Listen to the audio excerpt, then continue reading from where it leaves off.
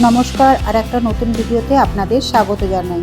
আজ আপনাদের দেখাবো এশিয়ার সবচেয়ে সর্ববৃহৎ শিবলিঙ্গ। সেটি হচ্ছে দীঘার খুব কাছাকাছি। এটি পড়বে উড়িষ্যার মধ্যে। দীঘা থেকে উড়িষ্যার বর্ডার ক্রস করে আপনাকে চন্দনেশ্বর মন্দির পাশ দিয়ে যেতে হবে। চন্দনেশ্বর মন্দির থেকে 18 কিলোমিটার দূরত্ব। এই জায়গাটি হচ্ছে দীঘা থেকে আসতে হয়, এটা উড়িষ্যার মধ্যে পড়ছে। মন্দিরটা দেখছেন, এটা একটা টিনের চালার শিব মন্দির। শিব ঠাকুরের লিঙ্গ আছে। এটা এরকম মাটির লেভেলে, মাটির নিচে ছিল। শিবের লিঙ্গটা মাটি খুঁড়ে, এই যে মাটির লেভেলটা দেখছেন, এই রকম লেভেল ছিল, সে খুঁড়ে পাওয়া গেছে। বিশাল বড় শিবলিঙ্গ এখানে রয়েছে, আপনাদেরকে দেখাচ্ছি কত বড় শিবলিঙ্গ। একদম চারিদিকে খালি মাঠ, মাঠে মাঠ। ওই দিকটা আছে সুবর্ণরেখা নদী। এইরকম এখন ছোট ছোট গুমটি দোকান হয়েছে। খালি মাঠের মধ্যে মাটির তলা থেকে এই শিবলিঙ্গটা পাওয়া গেছে।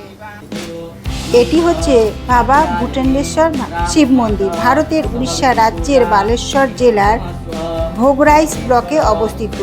12 ফুট লম্বা এবং 14 ফুট প্রস্থের লিঙ্গটি একটি কালো গ্রানাইটের ওপর খোদাই করা হয়েছে এবং লিঙ্গের মাত্র অর্ধেকটা দৃশ্যমান আপনারা দেখতে পাচ্ছেন।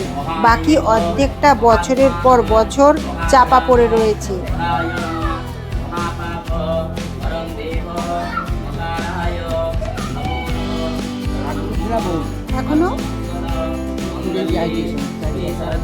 এখনো মাটির নিচে অনেক আছে।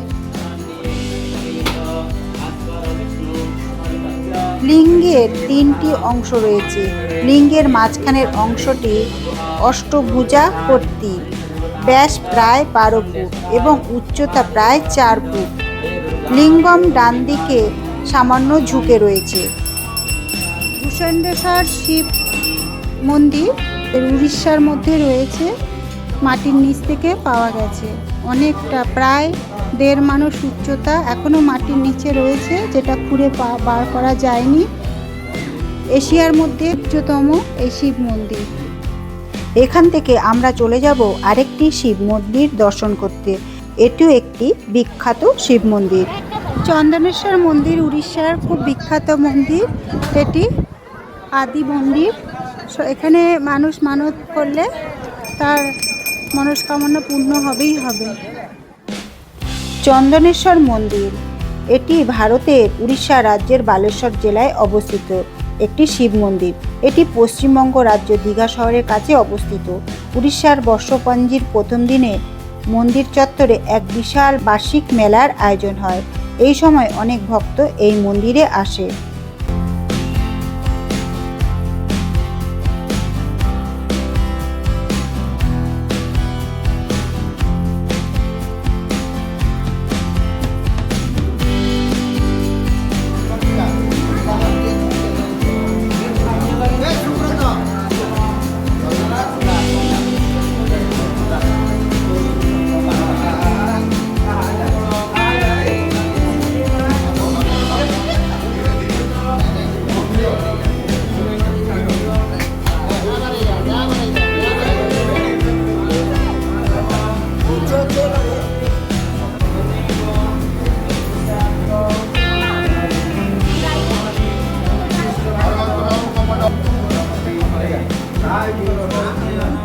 এখান থেকে জল নিয়ে বাবার মাথায় ঢালে। এই হচ্ছে চন্দনেশ্বর মন্দির।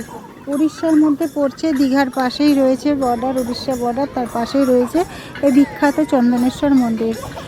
শ্রাবণ মাসে ভীষণ ভিড় হয় সোমবারে, তা আজকে শুক্রবার বলে ভিড়টা কম আছে। আমরা চলে এলাম তালসারি সমুদ্র সৈকতে। সমুদ্র সৈকতটি হলো উড়িষ্যা বালেশ্বর জেলার একটি সমুদ্র সৈকত। এটি চন্দনেশ্বর মন্দির থেকে খুব কাছাকাছি। এটি ভারতের উত্তর পূর্ব উপকূলে অবস্থিত।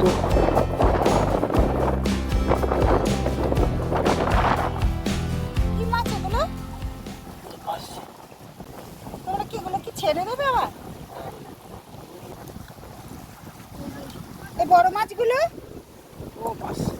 পারছে নিয়ে নেব।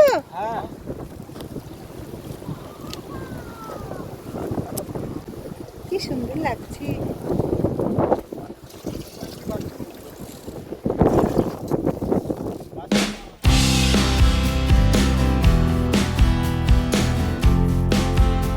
কি মাছ গো এগুলো?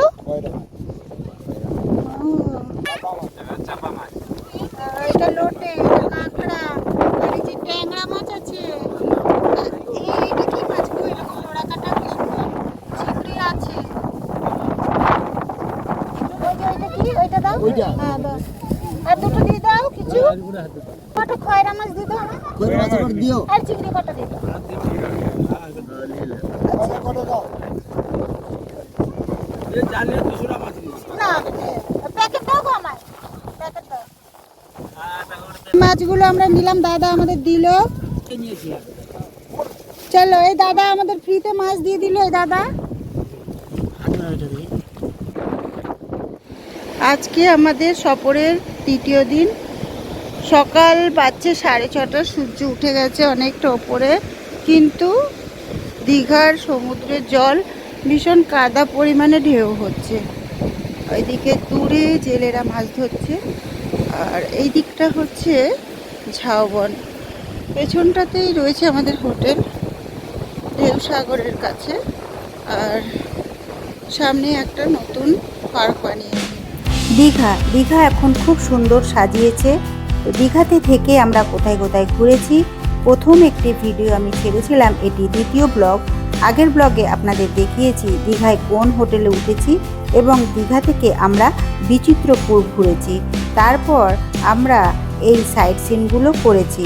আপনারা যদি দীঘায় 2 রাত 3 দিনের জন্য আসেন, তবে খুব ভালোভাবে দীঘা ঘুরতে পারবেন। দীঘাতে থেকে দীঘার চারপাশে আরও যে অনেকগুলো আকর্ষণীয় জায়গা রয়েছে, সেগুলো আপনারা ঘুরে নিতে পারবেন। আমার ভিডিওর মাধ্যমে আপনারা সমস্ত তথ্য পেয়ে যাবেন কিভাবে কোথায় ঘুরবেন। দীঘার ট্যুরের এটাই তৃতীয় দিনের আজকে আমরা বাড়ি ফিরব। তাই সকালের দিকে আমরা দীঘার বিচে এসে খানিকটা সময় কাটালাম। বেশ সকাল সকাল এসে জেলেদের একটি খুব সুন্দর দৃশ্য দেখতে পেলাম। একটি নৌকাকে কিভাবে তারা খুব পরিশ্রমের মধ্যে দিয়ে সমুদ্র থেকে ওপরে তুলল, সেই দৃশ্যটা দেখতে ভীষণ আকর্ষণীয় লাগছিল। আমরা অনেকটা টাইম ধরে এই দৃশ্য পাড়ে বসে দেখলাম।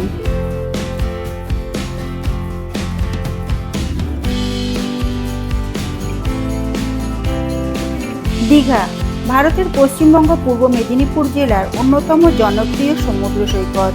দীঘাতে একটি অগভীর বেলাভূমি আছে, যেখানে প্রায় 7 মিটার উচ্চতা বিশিষ্ট ঢেউ বালুকা ভূমিতে আশ্রয় করতে দেখা যায়।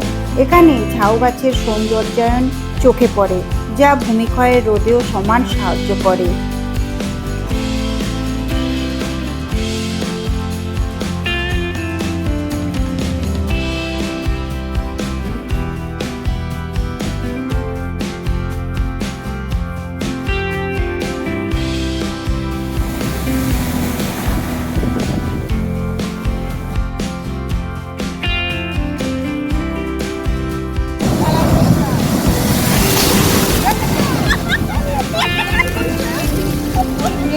আজকে আমাদের শেষ দিন।